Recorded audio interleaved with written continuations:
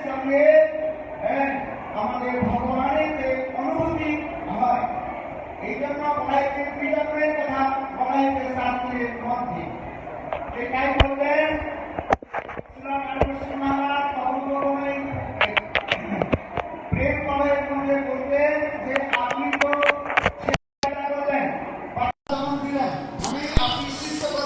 जो बच्चे को जन्म दिया, जो अपना शिष्य किया,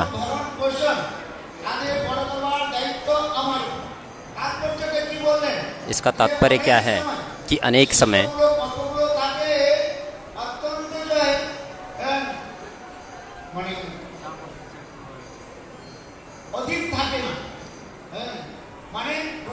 अधिक था के ना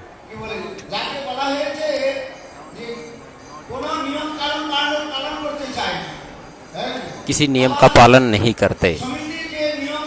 समिति में नियम से लोग रहते, उसी नियम को पालन करना चाहिए। तो गुरुपाद पद्म शिष्य को शासन करते।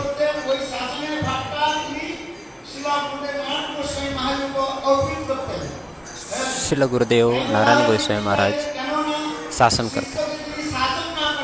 यदि शिष्य पर शासन नहीं किया जाए तो उद्दंड हो जाएगा। उद्दंड को दंड देने का शास्त्रों में विधान है। उद्दंड को दंड देना शास्त्रों में विधान है। इसलिए समिति के संचालन अथवा परिचालन करते हुए उद्दंड शिष्य को दंड देने का भार शिला नारायण गोस्वामी महाराज जी के ऊपर था। और शिला गुरुदेव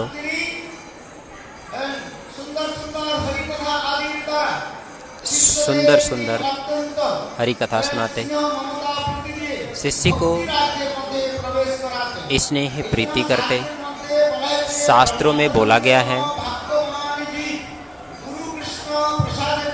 गुरु कृष्ण प्रसादे पाई भक्ति लता बीज, माली हुआ सही बीज करे आरोपण, श्रवण कीर्तन करे करा है।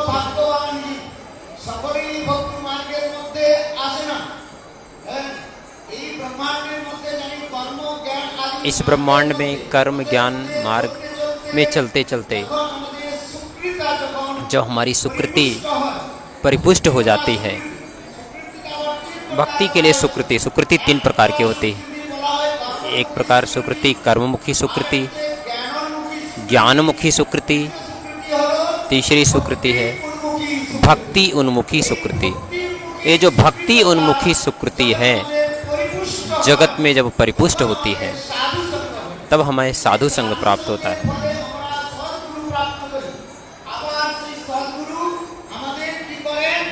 तो सद्गुरु क्या करते हैं?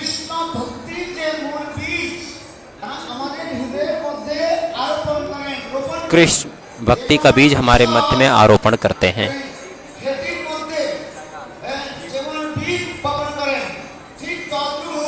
जिस तरह से बीज आरोपण करते हैं, उसी लिए गुरुपाद पद्म शिष्य के हृदय में उसी बीज का रोपण करते हैं। उस बीज को क्या बोला गया है? कृष्ण सेवा वासना। बद्ध जीव के मध्य में साधन रूप में कृष्ण सेवा वासना होती नहीं, माया सेवा वासना होती है। इस माया सेवा वासना से निर्मुक्त करने के लिए गुरुपाद पद्म हमारे हृदय में कृष्ण सेवा वासना को प्रेरित करते हैं, कृष्ण सेवा की वासना उत्पन्न कराते हैं। श्रील गुरुदेव नित्य सिद्ध कृष्ण प्रेम साध्य कभो नहीं, श्रवण आदि शुद्ध चित्ते करो उदय। बड़ी सुंदर रूप से इसकी व्याख्या की गई है। गुरुपाद पद्म ये विचार करते हैं कि जीव तटस्था तक्ति प्रकाशित होगा तब जीव के मध्य में स्वाभाविक रूप में पोटेंसी रहती ही है, और पोटेंसी रहती है तो साधु संग करने से धीरे धीरे उसका फल मिलता है और वो प्रकाशित होने लगता है। आप लोग श्रवण कर रहे हैं,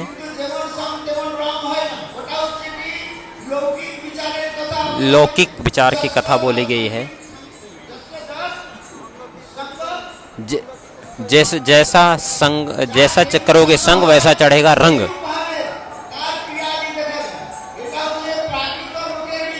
ये प्राकृतिक विचार है।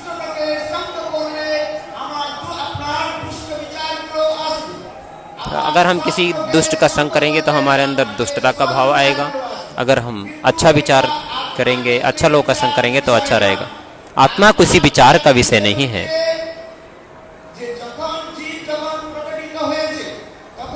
जहाँ पर जब जीव प्रकट होता है तो जीव में स्वाभाविक रूप में, पोटेंशियल रूप में भाव, माधुर्य, रस सूक्ष्म रूप में होता ही है। साधु संग के फल से धीरे धीरे उसकी अनर्थ नष्ट हो जाते हैं और उसका स्वरूप प्रकाशित होता है। शास्त्रों में बोला गया है, जैसे बोला गया सरसों का बीज या आम का बीज। आम के बीज में या सरसों के बीज में जिस तरह से पोटेंसी है उसका, अगर उसको तोड़ के देखा जाए तो उसमें कुछ दिखाई नहीं देगा। लेकिन ये छोटा सरसों के बीज को हम मिट्टी में डाल दें तो मिट्टी में धीरे धीरे जब जो जल देंगे तो कुछ समय बाद धीरे धीरे वो सरसों का बीज पेड़ के रूप में हो जाएगा, अंकुरित होगा। पहले अंकुरित होगा, फिर बढ़ेगा, धीरे धीरे बढ़ जाएगा और उसके बाद सरसों का फूल आएगा और फूल में पुनः बीज आएगा। ये उदाहरण दे रहे हैं कि जिस तरह से सरसों के बीज में वो गुण विद्यमान है पोटेंशियल रूप में, उसी रूप में हमारे अंदर हम आम का बीज लगाएंगे तो आम ही प्राप्त होगा, सरसों का बीज लगाएंगे तो सरसों ही प्राप्त होगा। यदि करेला का पेड़ लगाएंगे तो करेला ही मिलेगा। ठीक उसी तरह से हमारे आचार्यों ने बोला है कि जीव जो प्रकटित हुए हैं जीव के रूप में, जीव के अंदर स्वाभाविक रूप में पोटेंसी रहती ही है, साधु संग के द्वारा वो प्रकाशित हो जाता है। इसलिए हमारे जीव गोस्वामी पाद ने प्रीति संदर्भ के मध्य में इन व्याख्या को बड़े सुंदर रूप में किया है। गंगा के तीर 5 प्रकार के बीज यदि लगाएं, करेला का बीज लगाएं, आम का बीज लगाएं और सरसों का, जो बीज लगाएंगे वही आएगा, वही फल प्राप्त होगा। यदि हम बीज लगाएं, आम का बीज लगाएंगे तो आम प्राप्त होगा,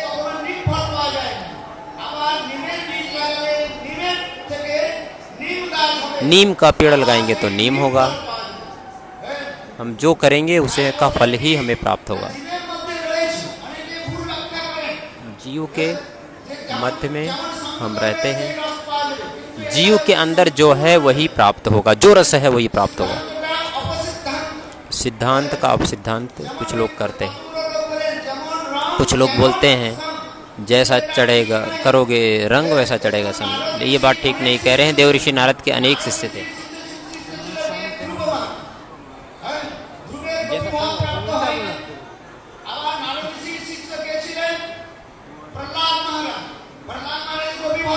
प्रहलाद महाराज जी को गोपी भाव प्राप्त हुआ। नारद ऋषि के अनेक शिष्य हैं। देखो ध्रुव महाराज, पांडव भागवत में सुंदर रूप से वर्णन किया गया है कि नारद ऋषि पांडव के साथ मिलते और उनके साथ में हरिकथा करते। लेकिन देखो पांडव, अर्जुन, भीम, नकुल, सहदेव सब लोगों का मधुर भाव तो हुआ नहीं। लेकिन नारद ऋषि ने क्या बोला कि नारद ऋषि ने कृष्ण का भी संग और कंस को भी संग किया, लेकिन कंस को भाव हुआ नहीं हुआ।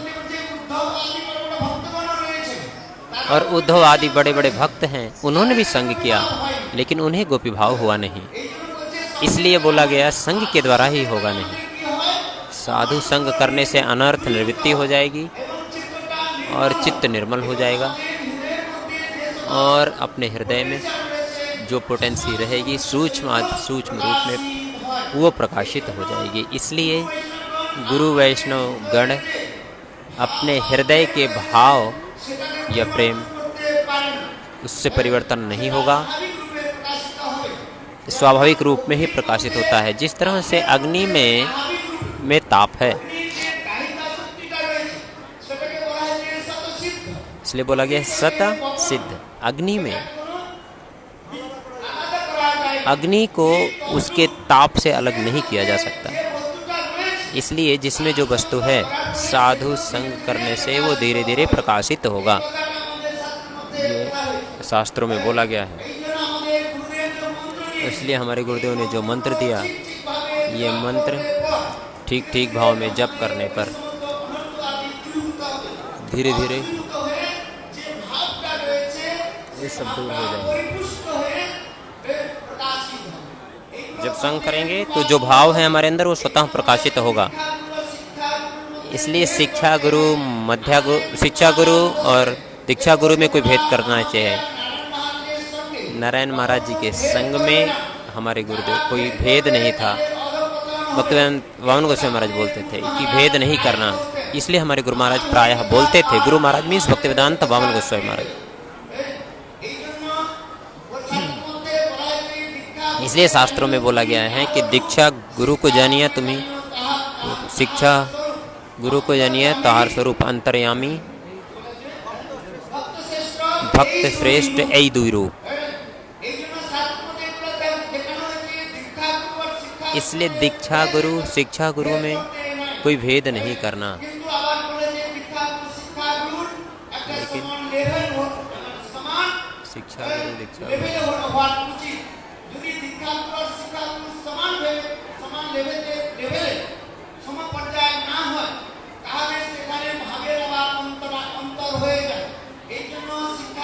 इसलिए शिक्षा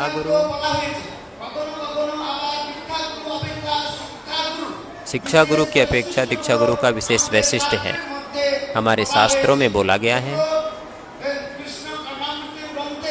कृष्ण कर्णामृत ग्रंथ में दीक्षा गुरु की अपेक्षा शिक्षा गुरु का भी विशेष वैशिष्ट दिखलाया गया है।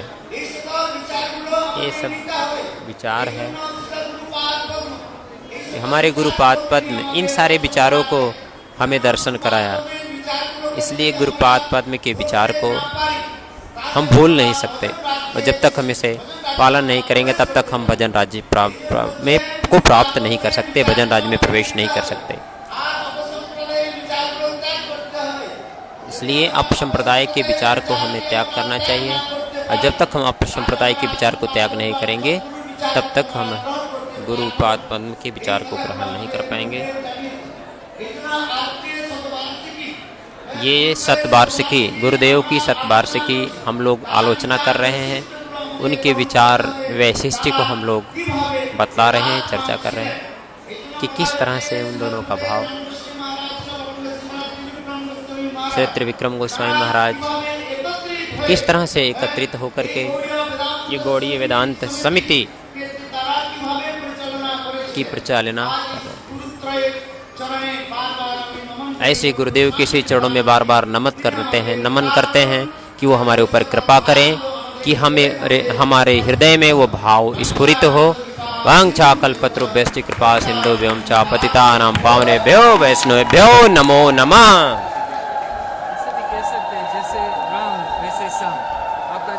प्राकृतिक रूप में हरे कृष्ण। আপনারা বনমারাজের মুক্তি কথা শুনছিলেন, এটা কথা মানে হলো বলে দিচ্ছি। अपना वन महाराज के मुख से कथा सुने थे। नारद ऋषि को अनेक शिष्य थे, 5 प्रधान। हे बच्चा लोग क्या कर रहे हो? सब बड़ा बड़ा महाराज भैलन, सब लोग बड़े बड़े महाराज हुए।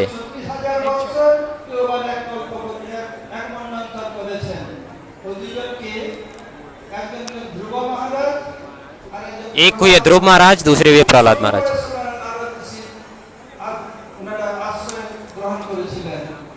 उन्होंने नारद ऋषि का आश्रय ग्रहण किया। বৃদ্ধ দুইজন, একজন হলেন বাল্মীকি, एक हुए वाल्मीकि, রাম ভক্ত, जो हुए राम भक्त। আলোচনা করলেন।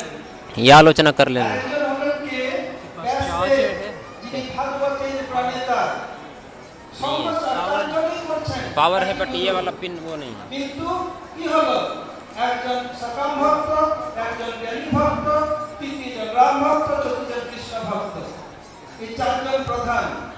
विदेशी लोग परेशान कर देते हैं। क्या करें, विदेशी लोग परेशान कर देते हैं, सुनने ही नहीं देते। পূর্ণমাসী দেবী, তিনি নারদের শিষ্য। नारद के शिष्य नारद जी ने आदेश दिले, नारद जी को आदेश दिया তুমি ব্রজে চলে যাও।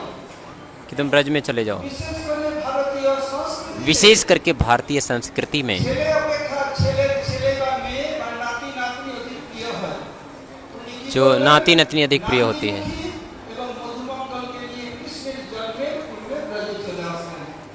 আর উনি কি করলেন? और সকল জগৎকে নাচাচ্ছেন। सब लोगों को नचा रहे हैं, कृष्ण को नचा रहे हैं, गोपी को, ब्रजवासियों को, सबको नचा रहे हैं। এত পাওয়ার কৃষ্ণ দিয়েছেন। इतना पावर कृष्ण ने दिया। এই মহিলারা কি সব জগৎকে নাচায়। স্পষ্ট কথা, পূর্ণমাসী তোমাদের গ্রামে আসি বা না আসি, সবকে নাচাচ্ছে। महाराज बताए, सबको नचाते हैं। बता रहा हूँ, नारद जी के 5 सलम महाराज जी ने बताया, नारद जी के 5 प्रधान शिष्य, 2 हैं बालक। जो आगे चल करके महाराज बने। जो एक में ध्रुव महाराज, एक प्रहलाद महाराज। एक ध्रुव महाराज, 5 साल में शिष्य बने थे। एक ध्रुव महाराज, एक प्रहलाद। एक ये सकाम भक्त, एक ये ज्ञानी भक्त, एक हुए ज्ञानी भक्त, वाल्मीकि, तीसरे हुए वाल्मीकि राम भक्त, रामायण लिखा। चौथे हैं व्यासदेव, भागवत के प्रणेता। शिष्य अलग-अलग, एक ही होने पर भी सबसे रंग चढ़ा नहीं। शिष्य और एक है कौन? सब अलग अलग लेकिन रंग चढ़ा नहीं। पौर्णमासी देवी। कौन है पौर्णवासी देवी? ये रूप गोस्वामी इसका वर्णन। रूप गोस्वामी ने वर्णन किया। पौर्णमासी देवी को नारद आदेश दिया। पौर्णवासी देवी को नारद जी ने आदेश दिया कि जाओ ब्रज में। भारतीय संस्कृति के अनुसार बेटा या बेटी से अधिक उनका नाती नतनी अधिक प्रिय होता है, यानी बेटे की बेटी, बेटी का बेटा। क्या किया? गुरु जी का आदेश पालन करना पड़ेगा। गुरु जी का मधुमंगल संग करना पड़ेगा।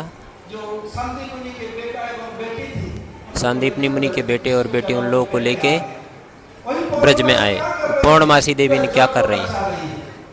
जगत को नचा रही हैं, कृष्ण को नचा रही हैं, राधिका को और गोपियों को। पौर्णवासी देवी सबको नचा रही है। ये कुछ पोटेंसी महिला के अंदर होने का पूरा जगत को नचाती है। कुछ पेटेंसी महिला के अंदर होने पे जगत को नचाती है। करता हूँ, गुरुवार के चरण में पुष्पांजलि प्रदान करें। अब मैं संजय प्रभु से अनुरोध करता हूँ कि गुरुदेव के चरण में पुष्पांजलि अर्पित करें। संजय प्रभु बांग्ला बोलबेन ना, संजय प्रभु हिंदी बोलबेन, तो आप लोग हिंदी सुनो। संजय प्रभु बांग्ला बोलबेन ना, संजय प्रभु हिंदी बोलबेन, तो आप लोग हिंदी सुनिए। अभी उसका लाइव टेलीकास्ट हो रहा है।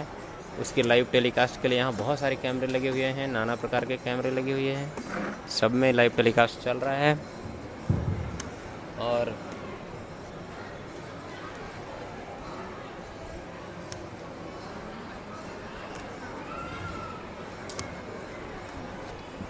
संजय प्रभु के लिए समय की सीमा नहीं है। गुरुवे गौरचंद्राय राधिकाय तदालय कृष्णाय कृष्ण भक्ताय तदभक्ताय नमो नमो विष्णुपादाय